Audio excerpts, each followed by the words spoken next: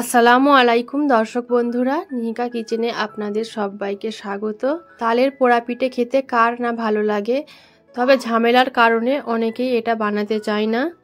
তবে আমার এই রেসিপিটা ফলো করলে তালের পোড়া পিঠে বানানো খুবই সহজ, তাও আবার গ্যাসের চুলায়। তো চলুন এই রেসিপিটা কিভাবে বানাতে হবে এত সহজভাবে সেটা আমি দেখিয়ে দেব। এর জন্য আমার লাগবে প্রথমেই তালের পাল্প। এর জন্য আমি একটা তাল নিয়ে নিয়েছি আর তাল থেকে এর পাল্প বের করে নেব। তো কিভাবে তালের পাল্পটা বের করতে হবে সেটা আমি দেখিয়ে দিচ্ছি। তালের পাল্প বের করা খুবই সহজ। বিভিন্ন মানুষ বিভিন্ন রকম প্রসেসে তালের পাল্প বের করে নেয়, তো আমি আপনাদেরকে একটা প্রসেস দেখিয়ে দিচ্ছি। এর জন্য তালটা প্রথমে ভেঙে নিয়েছি, ভেঙে 3টে আঁটি প্রথমে ভাগ করে নেব।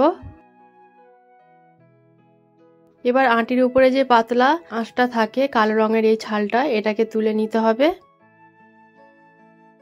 তো একটা আঁটি আমি নিয়ে নিয়েছি, এবার এর উপর থেকে কালো পাতলা ছালটা তুলে দিচ্ছি। দেখুন খুবই সহজ। একইভাবে প্রত্যেকটা আঁটি থেকেই এইভাবে কালো ছালটা তুলে নিতে হবে। প্রথমে একটা আমি পরিষ্কার করে নিয়েছি আঁটি, তো বাকিগুলো আমি করে নেব একইভাবে।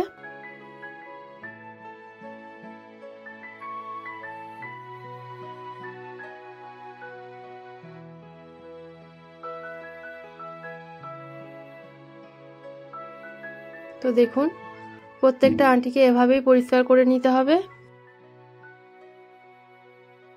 তো 3টে আঁটিকে আমি পরিষ্কার করে নিয়েছি। এবার এর উপর থেকে একটু পানি দিয়ে দিচ্ছি আর হাতে করে একটু এভাবে দলে দলে নিচ্ছি।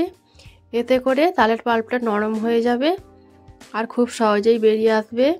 তো পানি খুব বেশি দেওয়া চলবে না, আমি খুব সামান্য পরিমাণই পানি দিয়েছি। দিয়ে এভাবে হাতে করে একটু গজলে নিচ্ছি।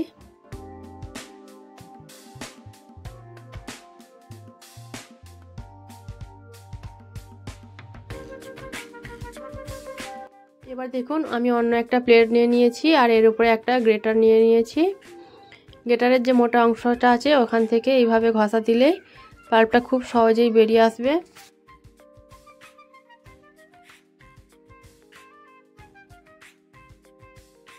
দেখুন কিভাবে তালের পাল্পটা বেরিয়ে আসছে। এইভাবে ঘষে নিয়ে 3টে আঁটি থেকে আমি তালের পাল্পটা বের করে নেব।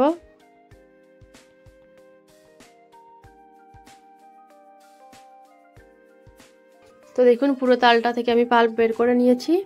এখন অন্য একটা প্লেট নিয়ে নিয়েছি আর একটা নেটের কাপড় নিয়ে নিয়েছি এর মধ্যে। এবার এর মধ্যে কিছুটা পাল্প দিয়ে ছেঁকে নিচ্ছি।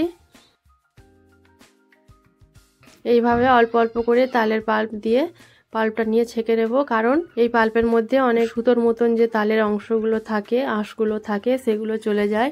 চলে গেলে কিন্তু পিঠাটা বানানোর পরে পিঠাটা খেতে ভালো লাগবে না, মুখে এগুলো সুতোর মতন ঠেকলে খেতে ভালো লাগবে না। সেই জন্য এইভাবে একটু ছেঁকে নিলে খুবই ভালো লাগে। আর দেখুন জালের মধ্যে কিভাবে আটকে গেল এই সুতোর মতোগুলো। একইভাবে সমস্ত পাল্পটাই আমি ছেঁকে নেব। আর দেখুন এখানে আমি আতপ চাল ভিজিয়ে রেখেছিলাম 1.5 ঘন্টার মতো। এবার চালটা খুব ভালো করে পানি ঝরিয়ে গায়ের এক্সট্রা পানিটা মুছে নিয়েছি একটা সুতির কাপড়ের উপর মেলে।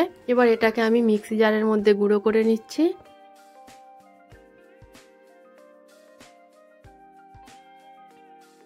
তো খুব বেশি মিহি গুঁড়ো করার দরকার নাই, একটু দড়া দড়া একটু খসখসে ভাব হলেই কিন্তু ভালো লাগে এই পিঠাটা। এবার আমি কিছুটা তালের পাল্প নিয়ে নিচ্ছি একটা পাত্রের মধ্যে।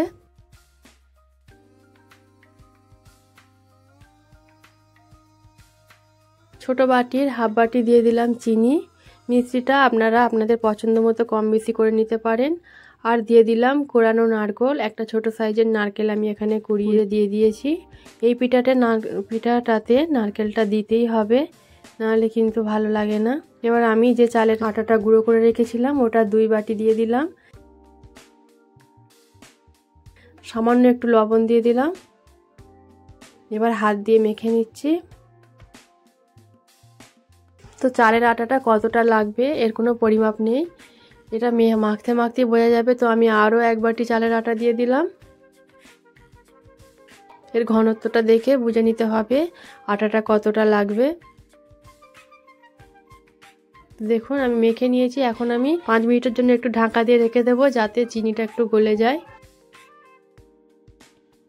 চিনিটা একটু মোটা দানার চিনি, একটু গলে গেলেই ভালো হবে। তো দেখুন চিনিটা গলে গিয়ে আরও পানি বেরিয়ে এটা পাতলা হয়ে গেছে।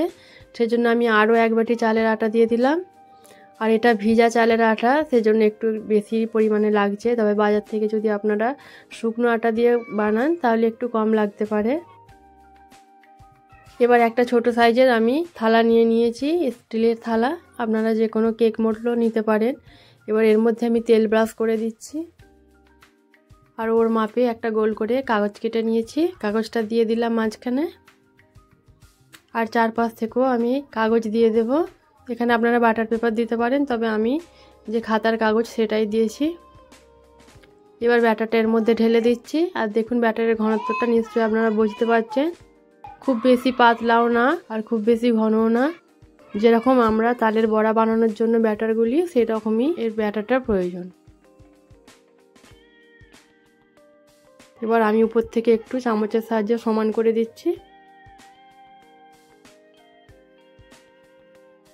এবার গ্যাসের মধ্যে একটা কড়াই বসিয়ে প্রথমে কড়াটা আমি খুব ভালো করে গরম করে নিয়েছি 5 মিনিট। এবার ওর উপরে একটু কাগজ মেলে দিচ্ছি, তার উপরে একটা স্ট্যান্ড দিয়ে দিলাম। এবার পিঠের বাটিটা এর মধ্যে বসিয়ে দিলাম আর উপর থেকে একটা স্টিলের ছোট্ট প্লেট চাপা দিয়ে দিলাম, এতে করে কালারটা খুব সুন্দর আসবে। আর তারপরেও আবার গোটাটা আরেকটা কভার করে আরেকটা ঢাকনা দিয়ে দিতে হবে। এটা আমি কাঁচের দিয়েছি, আপনারা স্টিলেরও দিতে পারেন। ঢাকনার মধ্যে যে ছিদ্র ছিল ওটাও বন্ধ করে দিয়েছি। এবার লো ফ্লেমে আমি প্রায় 50 থেকে 55 মিনিটের মতন ঢাকনা দিয়ে রেখেছিলাম। আর দেখুন কতটা সুন্দরভাবে এটা তৈরি হয়ে গেছে।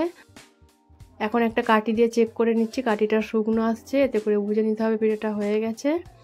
এখন পিঠাটা নামিয়ে আমি ঠান্ডা করে নিয়েছি। ঠান্ডা করার পর এটাকে আমি দেখাচ্ছি। দেখুন পিঠাটা কতটা সুন্দর হয়েছে আর কতটা সহজভাবে পোড়া পিঠা বানানো হয়ে যায়। এইভাবে গ্যাসের চুলায় আপনারা পোড়া পিঠা বানাতে পারেন, খুবই ভালো লাগে।